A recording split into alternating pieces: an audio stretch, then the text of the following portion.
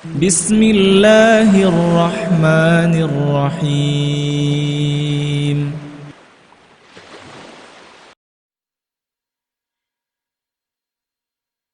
بسم الله الرحمن الرحيم. السلام عليكم ورحمة الله وبركاته. إن الحمد لله حمدا كثيرا طيبا مباركا فيه كما يحب ربنا ويرضى. أشهد أن لا إله إلا الله وحده لا شريك له وأشهد أن محمدا عبده ورسوله لا نبي بعده.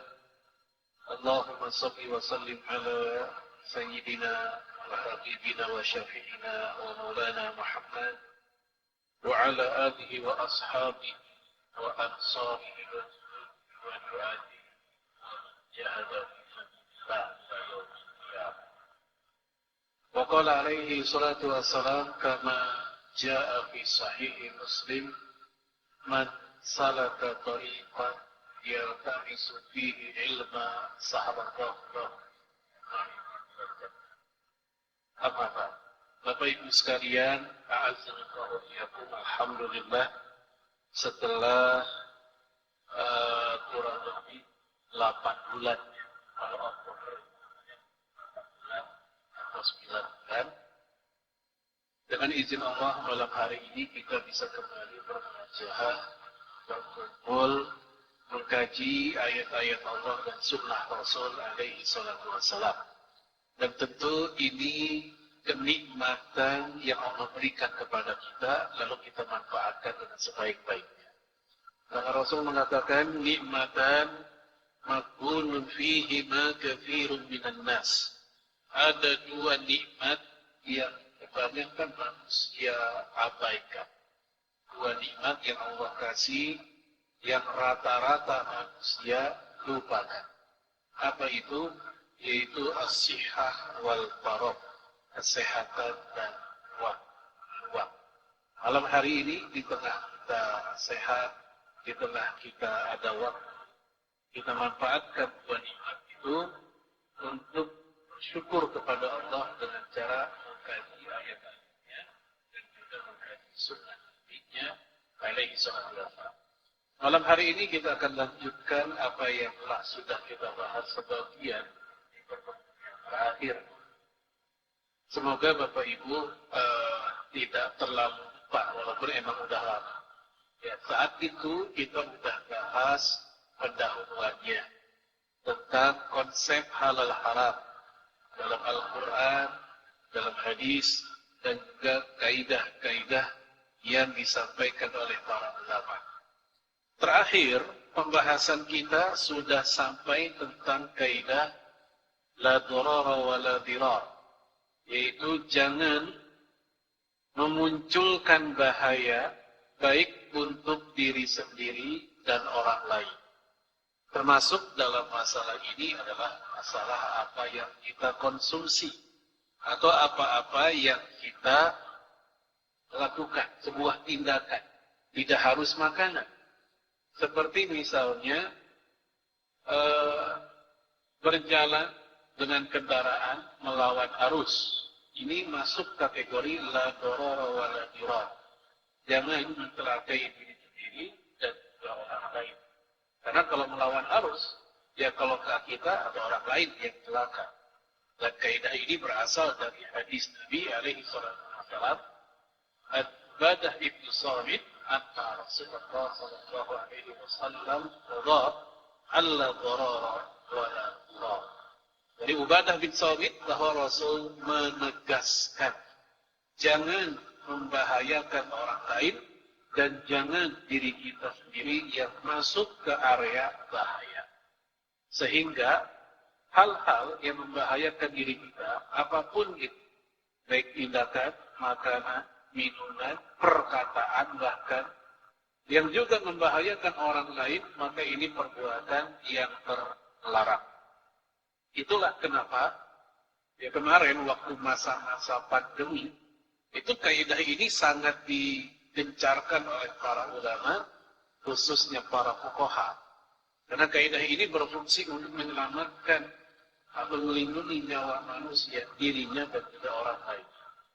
Kalau kita menggunakan dalil apa adanya, sholat pakai masker itu makruh.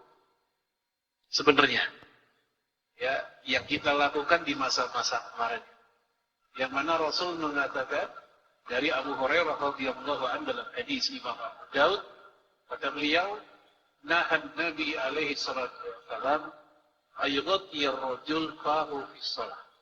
Rasulullah melarang seseorang sholat sambil menutup mulutnya. Kalau orang sholat pakai masker, maka biasanya yang tertutup, misalnya salah satu anggota penting dalam sujud. Apa itu?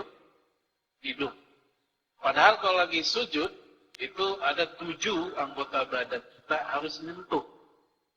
Yaitu, ini, jidat, ini dianggap satu hitungan dengan hidup, satu paket. 1, 2, 3, lutut, 4, 5, dan kaki ujungnya 6. Ini dihitung 1. Ketika ini enggak nyentuh, maka tidak sempurna. Oleh karena itu Imam Ibnu Jarir At-Tabari, dia punya pandangan, orang yang sholat sujudnya hanya jidat saja, hidungnya enggak nempel, sholatnya batal. Ini Imam Ibnu Jarir At-Tabari. Sementara mayoritas ulama mengatakan sholatnya tetap sah, tapi dia makruh. Karena dia menutup mulutnya yang kemudian kena hidungnya tersebut. Baik, namun karena saat itu, di masa-masa pandemi, kita sedang ada hajat, ada kebutuhan, ada alasan, ada udzur yang membuat kita harus melakukan. Nah, saat itu kita sedang mencegah diri kita kena doror, kena bahaya. Dan kita pun sedang mencegah orang lain kena bahaya dari diri kita. Karena fungsi masker saat itu bukan hanya menyelamatkan diri kita dari orang lain, tapi menyelamatkan orang lain dari diri kita. Nah, saat itu muncullah kaidah. Walaupun kaidah ini udah lama, bukan hanya pas pandemi doang, yaitu yang berbunyi al-karoha nuzalu bimjudil hajah. Yang namanya makruh itu hilang dengan adanya kebutuhan, dengan adanya sebab. Oleh karenanya, di saat orang lagi sholat, kemudian dia terdorong untuk menguap, misal lagi sholat subuh, aslinya kita diperintahkan oleh Nabi untuk tahan muap. Usahakan tahan. Namun kalau nggak bisa nahan, mungkin memang saking ngantuknya, akhirnya jebol juga kita muap, Rasul bilang tutup. Ini di dalam sholat, disuruh tutup juga akhirnya. Padahal tadi udah kita bahas, menutup mulut kan dilarang. Ternyata Rasul nyuruh nutup juga. Kenapa? Karena ada hajat, ada keperluan. Bagaimana cara nutupnya ketika lagi sholat kita muap? Imam Al-Munawi dalam Faidul Qadir mengatakan, itu dengan tangan kiri. Khususnya bagian punggung tangan. Ini cara nutup. Jadi jangan begini. Dan juga jangan dilebarin begini juga. Tutup. Lalu para ulama kita, para fuqaha hari ini mengatakan, jika nguap yang belum tentu menghasilkan penyakit saja, kita dibolehkan buat menutup, maka apalagi jika situasinya kita membawa penyakit, lebih layak untuk ditutup. Itu namanya qiyas aula. Baik jemaah sekalian, ini tentang kaidah yang sudah kita bahas waktu 8 bulan lalu, la doror wa la dirar, jangan mencelakai diri sendiri dan orang lain. Nah, salah satu implementasinya adalah saat kita menggunakan masker yang lalu, salah satu dalilnya adalah la doror wa la dirar. Imam Ibnu Arabi katakan, qala ulama'una, para ulama kita menjelaskan, qad yadkhulu fi hadzal hadis wujuhun min ad-darar. Hadis ini mencakup semua macam, semua aspek yang di dalamnya mengandung potensi bahaya, maka kita diperintahkan untuk mencegah diri jangan masuk ke dalam. Ada misalnya anak kecil berenang nggak bisa, dia pun minta tolong karena dia nggak bisa berenang.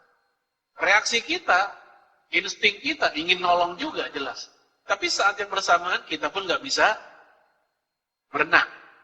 Apa yang kita lakukan? Apakah kita nekat begitu? Tetap nyebur juga nolong, tapi yang terjadi kemudian yang Allah tanpa kalkulasi, yang kemudian malah memunculkan dororoin, dua bahaya, dua kerugian, yaitu wafatnya anak itu dan wafatnya kita, karena dua-duanya dalam keadaan nggak bisa berenang. Maka jemaah sekalian, azanullah wa iyyakum, kaidah ini sangat luar biasa manfaatnya. Semua aktivitas yang bikin bahaya pada orang lain itu terlarang di dalam Islam.